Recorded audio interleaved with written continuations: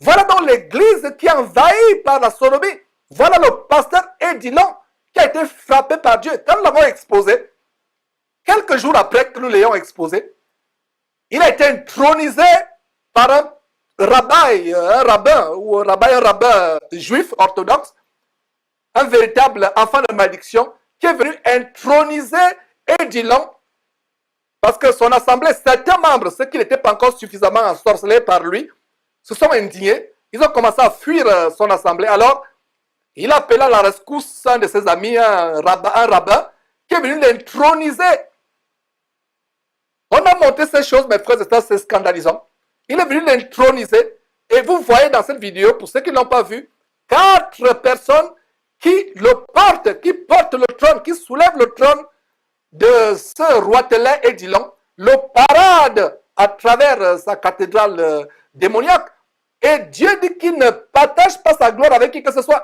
Donc, non seulement cet homme, pendant des années, a sodomisé des petits garçons, non seulement il faisait des choses infâmes, l'homosexualité, la pédophilie, la sodomie, mais il a eu l'oculot luciférien, l'outrecuidance diabolique de se comparer à Dieu, de se faire adorer comme Dieu. On l'a intronisé et voilà comment Dieu l'a frappé.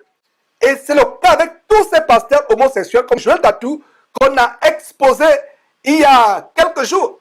Et on reviendra encore sur lui. Mes frères et sœurs, ce Joël Tatou qui est surpris en flagrant délit avec son amant homosexuel alors qu'il est soi-disant marié. Quelle honte! Quelle honte! J'ai honte à la place de Joël Francis Tatou. Father tried to make me stay home.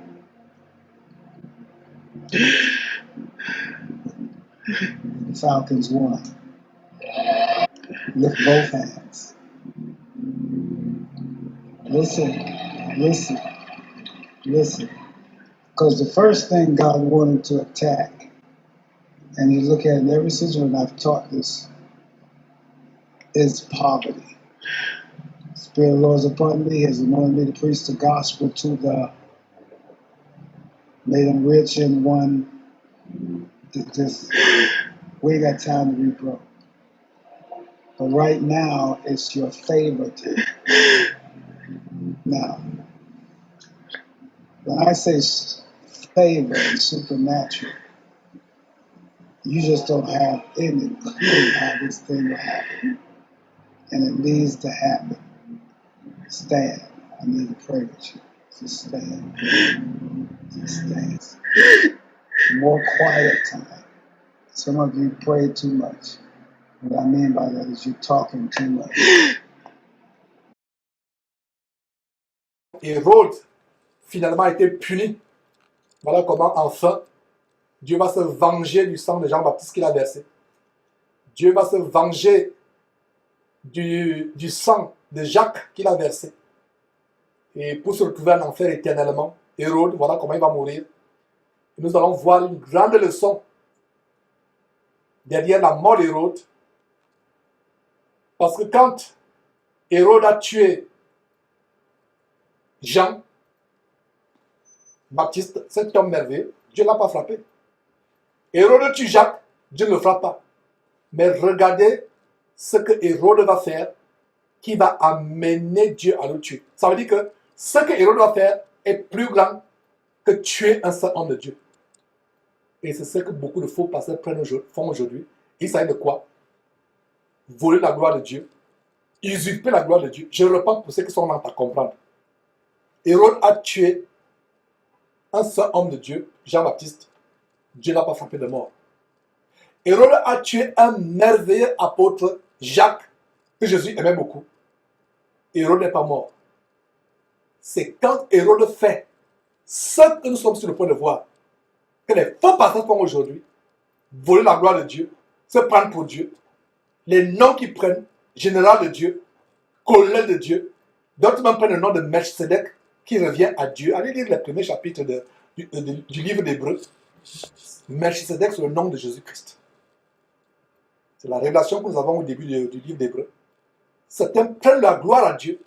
Ils ont les trônes dans leurs habitations de démons qu'ils appellent église bâtiment. Ils se font adorer comme Dieu. Quand ils languent, il faut vous prosterner. Il y a certains, on porte sur le dos pour qu'ils prêchent. Il y a d'autres, il faut d'abord que vous allongez, ils marchent sur vous pour entrer à l'église. Vous vous prosternez. Il a pris la gloire de Dieu. Voilà ce que le Saint-Esprit m'inspire. Comme nous terminons ce chapitre 12, à savoir que Hérode a tué Jean-Baptiste, de qui Jésus a dit de tous ceux qui sont nés de femmes, il n'y a aucun homme qui fut comme lui. Que Dieu aimait tellement Jean-Baptiste. C'est ce Jean-Baptiste qui a baptisé notre Seigneur Jésus-Christ. Hérode le tue, il ne meurt pas. Hérode tue Jacques, il ne meurt pas. C'est quand Hérode fait ce que nous sommes sur le point de lire qu'il meurt. Ça doit nous remplir de frayeur. Donc si toi, qui es derrière ces pasteurs comme J.P. Makazou, Vantard, les Mukendi, les Karambiri, autres qui sont vantards, les Matolo Chinassi, qui se vantent, qui parlent la gloire de Dieu, qu'on adore comme si c'était Dieu. Si vous les avez suivis, faites attention. Eux, ils ne peuvent plus avoir peur. Il n'y a pas la crainte de Dieu dans leur cœur. Ils ont la conscience morte. Mais vous qui les idolâtrez, puis cet enseignement par lequel nous finissons, vous faire avoir peur. Hérode tue ce grand homme de Dieu, Jean-Baptiste, il ne meurt pas. Hérode tue Jacques, il ne meurt pas. Hérode peut même tuer les gardes, il ne meurt pas. Il coule le sang, il ne meurt pas. Mais il fait quelque chose qui va le faire mourir, qui va faire que Dieu le tue. Donc, c'est quelque chose qu'il va faire. C'est plus que tuer, c'est plus que le meurtre. Il s'agit de quoi? Voler la gloire de Dieu, usurper la gloire de Dieu. Est-ce que vous comprenez, mes frères et sœurs? J'espère que vous avez compris. Alors, verset 21, à un jour fixé, Hérode, revêtu de ses habits royaux, les habits royaux, roi de Judée, et assis sur son trône, les haranga publiquement. Les haranga publiquement. Il parla, il haranga, il donna un discours ce jour-là. Verset 22, le peuple s'écria. Ce n'est même pas Hérode qui s'est écrié, qui a dit que c'est moi Dieu, c'est moi Dieu. Ce n'est pas Hérode, c'est le peuple. Voix d'un Dieu et non d'un homme. Est-ce que vous comprenez ce qu'il y a derrière? Donc vous qui appelez ces pasteurs par les noms tels que révérends, parce que quelqu'un qui appelle un homme révérend, quand vous appelez votre pasteur révérend, vous rendez un grand mal à votre pasteur. Vous lui faites avoir le sort d'Hérode, sans le savoir. Ce n'est pas Hérode qui a dit, je suis un Dieu et non un homme. C'est le peuple qui criait, verset 22, voix d'un Dieu et non d'un homme. Et qu'est-ce qui se passe? Verset 23, au même instant, un ange de Dieu, un ange du Seigneur, frappa Hérode, frappa le peuple qui criait. Non! Le peuple criait en disant qu'Hérode est un Dieu et non pas un homme. Mais qui on frappe? C'est Hérode qu'on frappe. Donc quand tu appelles ton pasteur révérend, quand tu appelles ton pasteur général de Dieu, quand tu appelles ton pasteur éternel, comme cet abominable faux pasteur, ce jeune tourmenté du côté du Congo qui s'appelle Éternel Lombo, Lord Lombo, Éternel Lombo. Quand vous l'appelez de ce nom, en fait, vous le maudissez sans le savoir. Regardez ce qui se passe au verset 23. Au même instant, un ange du Seigneur le frappa parce qu'il n'avait pas donné gloire à Dieu et il expira rongé de vers. Hérode aurait pu dire, je ne suis pas Dieu, je suis un homme.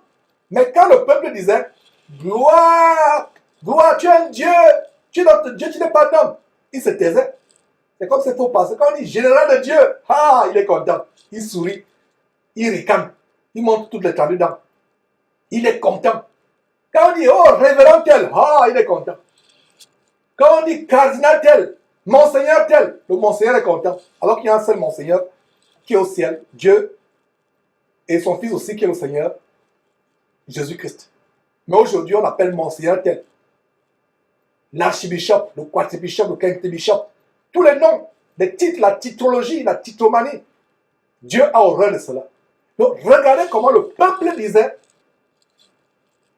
à Hérode, tu es un Dieu et tu n'es pas un homme. Il buvait, se délectait de cette gloire. Il savourait ce moment de gloire. Il ne s'est pas tué. Qu'est-ce qui se passe? Quand Pierre, on a vu cela au chapitre 11, la semaine passée, plutôt au chapitre 10, il y a 2 semaines, quand Pierre arrive chez Corneille, Corneille se prosterne, Corneille, cet Italien romain, et dit, j'ai eu un songe, l'ange de Dieu m'a parlé au sujet de Pierre. Donc Pierre, certainement, il est comme un petit Dieu sur terre. Corneille se prosterne. Qu'est-ce que Pierre fait? Pierre le relève, dit, je suis un homme comme toi. Qu'est-ce qui se passe quand Paul et Barnabas font des grands miracles? Les prêtres de Jupiter, tellement émerveillés, viennent pour les adorer comme des dieux.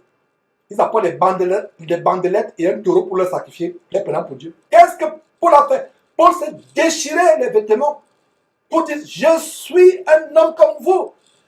Ces faux pasteurs aujourd'hui qui ont des trônes, regardez au verset, il y a un détail. Regardez très bien au verset 22, un détail. Un jour fixé, Hérode, revêtu de ses habits royaux, et assis sur son trône. Allez suivre ne serait-ce que quelques secondes de vidéos de Alpha Lucao. Vous voyez son sceptre. Vous voyez le trône. Qu'en est-il de Guy Vincent Kodia? Ils ont les trônes. Regardez, est-ce qu'il y a une différence? Il y a une leçon spirituelle très grande et une très grande comparaison entre Hérode, un rapprochement tellement spirituel entre Hérode et les faux pasteurs aujourd'hui. Ils ont les habits royaux.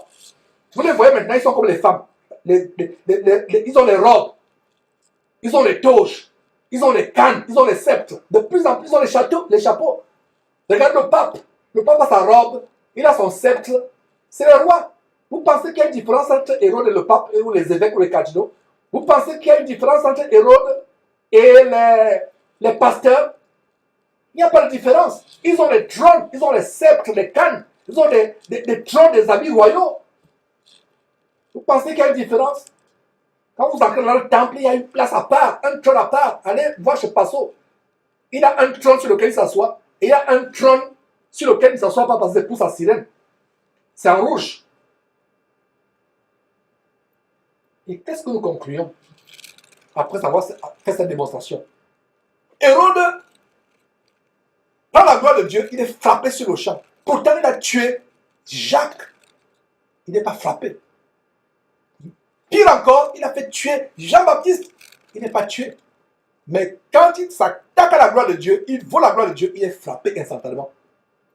Si donc ces faux pasteurs de la bande des criminels évangéliques, de la criminalité évangélique en bande organisée, que nous dénonçons avec véhémence, s'ils ne meurent pas, c'est parce que Dieu leur donne l'opportunité de se repentir. Sinon, Camille Makosso serait mort 1 milliard de fois déjà. Tous ces faux pasteurs qui défilent dans cette chaîne de prostitution spirituelle Casanema seraient morts. Tous ces faux pasteurs qui défilent sur EMCI, anciennement pas comme international, EMCI, seraient morts. Ces faux chaînes de télévision, soi-disant chrétiennes, mais abominables, qui font défiler des pasteurs avec leur trône, avec les habits royaux, ils seraient morts. Ces pasteurs qui prennent des titres, qu'on appelle comme si c'était des dieux, qu'on adore, qu'on vénère, avec des noms tels que révérend.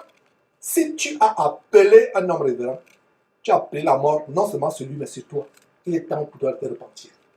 Si tu as appelé un homme général de Dieu, je connais un seul général de Dieu. Apocalypse chapitre 12 en parle. La guerre qu'il y a eu au ciel. Satan et ses anges combattirent. Michel et ses anges combattirent aussi. Gabriel, c'est quand il apparaît, c'est le messager de Dieu. L'ange Gabriel. Au début des évangiles à Matthieu. Maintenant, par rapport au combat, la Bible me parle du chef de l'armée de l'Éternel, Michael. Ou Michel, Michael. Donc, quand il fait ce plan général de Dieu, qu'est-ce qu'il est en train de faire? Il blasphème. Mes frères et sœurs, j'espère que vous avez compris la leçon derrière la mort d'Hérode. Hérode commet le meurtre tellement grand tellement abominable d'un grand homme de Dieu comme Jean-Baptiste, il n'est pas frappé de mort. Et pire encore, il tue encore le serviteur de Dieu, le disciple de Jésus-Christ, l'apôtre de Jésus-Christ. Jacques n'est pas frappé de mort. Il met Pierre en prison, il n'est pas frappé de mort. Mais quand il usurpe la gloire de Dieu, il vole la gloire de Dieu, instantanément il est frappé. Donc tout homme qui a volé la gloire de Dieu, qui se repente. Vous qui avez donné la gloire de Dieu à un homme, en vous prostrant devant lui, en vous donnant les noms, en leur donnant les noms, repentez-vous. Repentez-vous. Verset 23. Au même instant, un ange du Seigneur le frappa parce qu'il n'avait pas donné la gloire à Dieu et il expira rongé de verre. Verset 24.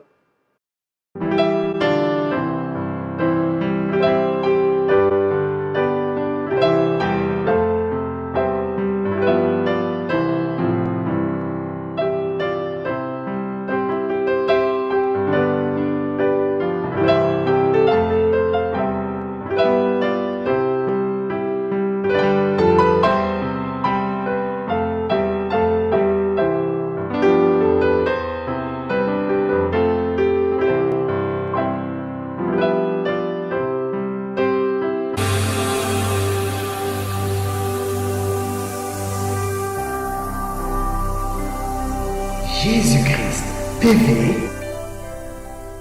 vous connaîtrez la vérité et la vérité vous affranchira.